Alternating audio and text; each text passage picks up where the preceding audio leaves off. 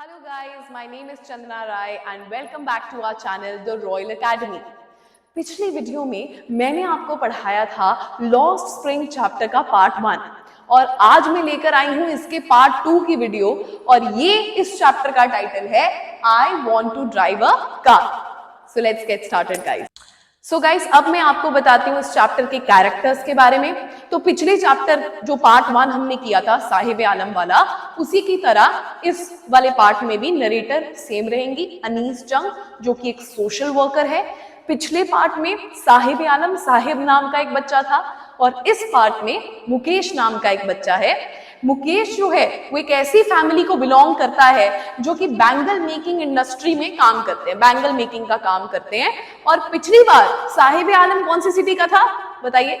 सीमापुरी. और ये मुकेश कौन सी सिटी का है?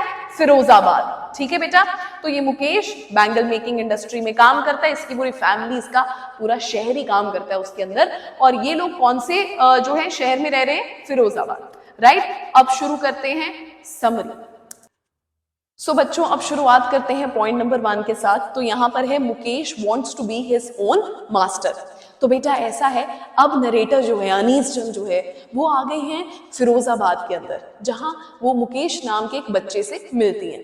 अब मुकेश जो है वो अपना खुद का मास्टर बनना चाहता है, खुद का मालिक बनना चाहता है और नरेटर को वो बताता है कि मैं एक मोटर मैकेनिक बनना चाहता हूँ. नरेटर उससे सवाल करती हैं, शी क्वेश्चंस हिम कि क्या तुम्हें कार्स के बारे में कुछ पता है? तो मुकेश रिप्लाई करता है कि नहीं, मैं कार ड्राइव करना सीखना चाहता हूँ. तो नरेटर को ये बात सुनते ही ऐसा लगता है कि मुकेश का जो ड्रीम है वो एक मिराज, एक भ्रम की तरह है जो फिरोजाबाद के डेजर्ट के बीच में, डस्टी डेजर्ट के बीच में वो देख रहा है. क्योंकि फिरोजाबाद क्या है बेटा? फिरोजाबाद जो है वो भारत का, इंडिया का सेंटर है ग्लास इंडस्ट्री का. वहां पर हर दूसरी फैमिली बैंगल मेकिंग के काम में ही इन्वॉल्व है. जनरेशंस आफ्टर जनरेशंस वहां पे सब लोग कौन सा काम करते हैं? बैंगल मेकिंग का. आई होप आपको ये पॉइंट क्लियर है. मैं यहाँ टिक लगा देती हूँ. अब चलते हैं हम सेकेंड पॉइंट की तरफ.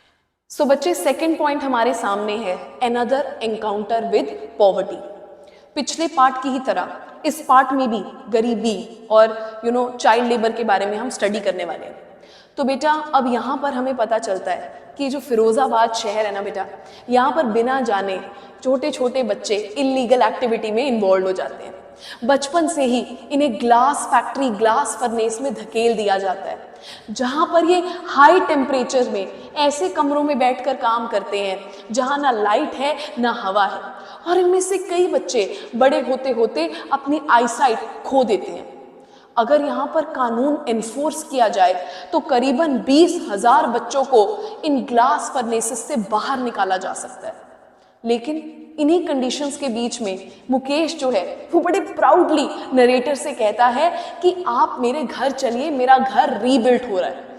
अब वो नरेटर को तंग गलियों से लेकर जाता है, स्टिंकी लेन्स, बदबूदार लेन्स जो गार्बेज से भरी हुई है बेटा, जहां पर बड़े कंजस्टेड छोटे छोटे घर हैं जिन्हें डिंजी सेल्स कहा गया है. यही नहीं बेटा, इन गलियों में एनिमल्स और ह्यूमन बींग्स को एग्जिस्ट कर रहे हैं. ऐसी गलियों से गुजरते हुए आता है मुकेश का घर. हाफ बिल्ट शैक कहा है नरेटर ने उसे चैप्टर के अंदर, एक आधा बना हुआ घर. अब घर के अंदर कौन कौन रह रहा है पहले मैं आपको ये बता देती हूँ. घर के अंदर है मुकेश की दादी, मुकेश के पापा, मुकेश का बड़ा भाई और बड़े भाई की वाइफ. एंटर करते ही हमें दिखाई देती है, यहाँ चैप्टर में लिखा हुआ है मुकेश के बड़े भाई की वाइफ, एक मतलब बहुत ही कमज़ोर लड़की जिसकी उम्र ज़्यादा नहीं है बट वो पूरे घर के लिए डिनर प्रिपेयर कर रही है, खाना प्रिपेयर कर रही है. हमें यहाँ पर ये पता चलता है कि वो उम्र में तो ज़्यादा बड़ी नहीं है लेकिन वो इस घर की बहू बन चुकी है और ऑलरेडी वो 3 मेन की इंचार्ज है. मुकेश के फादर, मुकेश का ब्रदर और मुकेश खुद. ठीक है बेटा, तो हमें यहाँ पर ये पता चलता है. एक चीज और यहाँ पर लिखी हुई है नरेटर ने कि जैसे ही मुकेश के फादर घर में आते हैं तो जो उनकी डॉटर इन लॉ है, मुकेश के ब्रदर की वाइफ है, वो एकदम से जैसे फिल्म्स में दिखाते हैं ना बेटा, वो एक टूटी हुई ब्रोकन वॉल के पीछे छिप जाती है और घूंघट ले लेती है जिसे इंग्लिश में व्हील कहते हैं, घूंघट. ठीक है बेटा, यहाँ तक समझ में आया आपको? तो यहाँ पर हम टिक लगा देते हैं. सेकंड पॉइंट भी हो गया. अब थर्ड की तरफ चलते हैं. तो यहाँ पर थर्ड पॉइंट में हमें क्या पता चलता है, ध्यान से समझेंगे। अब थर्ड पॉइंट में लिखा हुआ है द गॉड गिवन लाइनेज।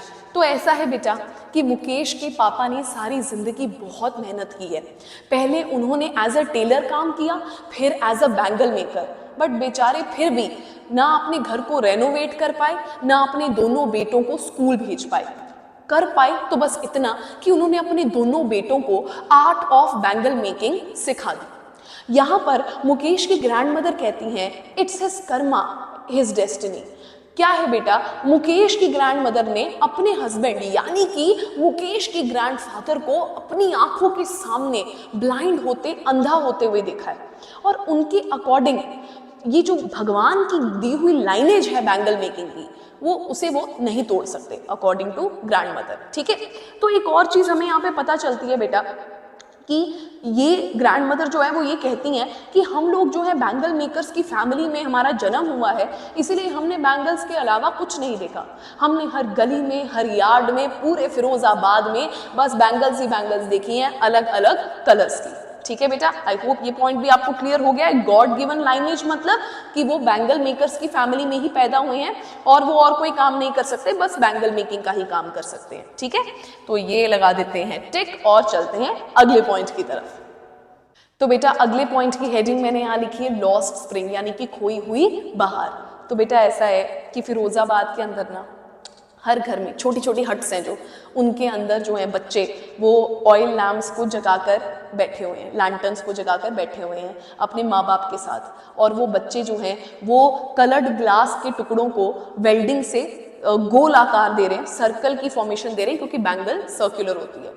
तो अब ये जो बच्चे हैं बेटा, इनकी आंखें डार्क के लिए ज़्यादा एडजस्टेड है, लाइट के लिए इतनी एडजस्टेड नहीं है, क्योंकि ये लोग सारा दिन डार्क रूम्स में बैठकर बैंगल्स को, ग्लास को वेल्ड करके बैंगल्स की शेप देते हैं। तो अब यहाँ पर नरेटर नोटिस करती है कि एक घर में एक छोटी बच्ची है सविता नाम की, और वो भी जो है वो पिंक ड्रेस पहनी हुई है उसने, और वो बैंगल्स को बना रही है। उसके हाथ बिल्कुल मशीन की तरह चल रहे हैं, नरेटर ऐसा कहती है। तो अब यहाँ पर उसके साथ एक लेडी बैठी हुई है जिसके हाथ में बैंगल्स हैं। ठीक है, तो अब नरेटर सोच रही है कि जो छोटी बच्ची सविता है, ये जो बैंगल्स बना रही है, क्या इसे पता भी है कि इन बैंगल्स की सैंक्टिटी, पवित्रता, या ये क्या इसका महत्व है, क्या इसे कुछ पता है इन बैंगल्स के बारे में कि ये एक मैरिड वुमन के सुहाग को दर्शाती है। लेकिन हाँ, एक दिन इसे पता चलेगा जब इसके सर में लाल घूंघट दिया जाएगा, हाथ में मेहंदी लगेगी, और ये भी किसी की ब्राइड बन जाएगी, किसी की दुल्हन बन जाएगी, बिल्कुल उस लेडी की तरह जो इसके साथ बैठी हुई है। ठीक है, अब जो ओल्ड वुमन उसके साथ बैठी है वो क्या कहती है, एक शेर पेट भर खाना भी नहीं खाया, यानी कि उन्होंने आज तक एक बार भी एक बहुत ही फुल पेट भर के एक अच्छा मील एंजॉय नहीं किया। एक ओल्ड मैन है जो उस लेडी का हस्बैंड है, वो क्या कहता है कि मुझे बैंगल मेकिंग के अलावा और कुछ नहीं आता, मैंने बस बैंगल मेकिंग करके एक घर बनाया है और कुछ नहीं किया। लेकिन नरेटर क्या कहती है कि घर बनाया है जो इसने, फिरोजाबाद के अंदर बहुत लोग वो काम करना भी मैनेज नहीं कर पाते।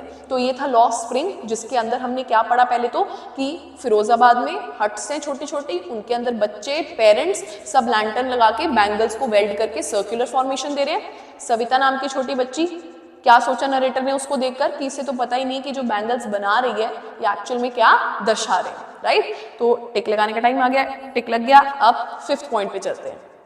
तो बेटा पहुंच चुके हैं 5वें पॉइंट पे, daring not a part of growing up. तो बेटा इस पॉइंट के अंदर नरेटर क्या बताती है कि ना ये जो रोना है ना, बैंगल मेकिंग के अलावा कोई और काम ना करने का रोना, भरपेट खाना ना होने का रोना, ये फिरोजाबाद के हर घर में रोया जाता है, हर घर में सुनाई देता है। तो नरेटर यहाँ पर एक ग्रुप ऑफ यंग मैन से मुलाकात करती है और उन्हें कहती है कि तुम लोग अपने आप को एक कोऑपरेटिव में ऑर्गेनाइज क्यों नहीं करते हो। और वो नरेटर को एक हॉरिफाइंग ट्रूथ बताते हैं। वो क्या है बेटे कि अगर वो ऐसा कुछ करते हैं तो उन्हें ऐसा इल्जाम लगा दिया जाता है उन पे कि उन्होंने कोई इल्लीगल काम किया है, उन्हें जेल में डाला जाता है और उन्हें मारा पीटा जाता है। फिर नरेटर एक चीज को रियलाइज करती है। देखिए बेटा, यहाँ मैंने आपको बहुत सिंपली यहाँ पे चार्ट के थ्रू समझाती हूँ कि फिरोजाबाद 2 हिस्सों में डिवाइडेड है।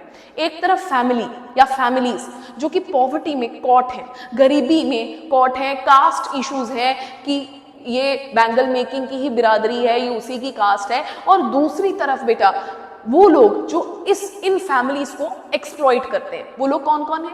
मिडलमैन, साहूकार्स, पुलिसमैन, पॉलिटिशियंस, ठीक है, ये सब लोग जो हैं, लॉ मेकर्स, ये लोग इन फैमिलीज को एक्सप्लॉइट करते हैं। ये हमें यहाँ पर पता चलता है नरेटर को, ठीक है बेटा। और इसी वजह से वो लोग जो है कभी भी किसी भी तरीके की डेयरिंग नहीं कर पाते। तभी यहाँ पर मैंने इस पॉइंट का टाइटल दिया है daring not a part of growing up. उन्हें बैंगल मेकिंग करते हुए वो बच्चा जो है बचपन से इसी चीज को एक्सेप्ट कर लेता है जैसे उसके फादर ने कभी ना कभी एक्सेप्ट किया होगा। तो ये भी आपको क्लियर है, मैं टिक लगा रही हूं यहाँ पर।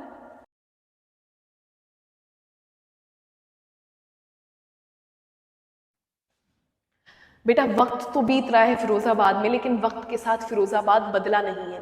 वो सालों से वहीं रुका हुआ है और सालों की माइंड को थका देने वाली मेहनत ने वहाँ के लोगों के सपनों को और होप्स को कुचल दिया है, खत्म कर दिया है। बट नहीं, नरेटर को एक रे ऑफ होप यहाँ पर दिखाई देती है। किसके अंदर? मुकेश के अंदर, जो बाकी लोगों से अलग है। वो सपना देखता है, वो डेयरिंग करने की सोच रहा है, क्योंकि वो क्या बनना चाहता है? Motor mechanic. और वो उसके लिए मेहनत करने के लिए भी तैयार है। वो नरेटर को बताता है कि मैं गराज में जाऊंगा। अब कई लोग बोलते हैं गैरेज, गैरेज नहीं होता, गराज इसकी प्रोनाउंसिएशन है। तो वो कहता है नरेटर को कि मैं गराज में जाऊंगा, मैं वहां पर जाकर ये जो है मैकेनिक बनने के लिए मैं सीखूंगा वहां पर सारा कुछ। तो वो कहता है लेकिन गराज मेरे घर से बहुत दूर है। कोई बात नहीं, मैं पैदल चल के जाऊंगा। तो अब क्या है कि नरेटर उससे सवाल करती हैं कि क्या तुम्हें पायलट बनना है, तुम्हें प्लेन उड़ाना है? तो वो एम्बैरस होकर नीचे देखता है और वो कहता है नहीं, वो कार्स के सपने देखकर ही खुश है, क्योंकि बहुत ही कम प्लेन्स हैं जो फिरोजाबाद के ऊपर से फ्लाई करके जाते हैं।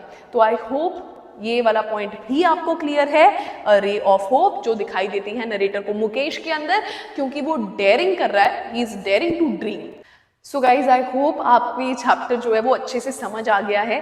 लॉ स्प्रिंग के दोनों पार्ट्स की जो वीडियो है वो अब मेरे YouTube channel the royal academy पे आपको दिखाई देंगी।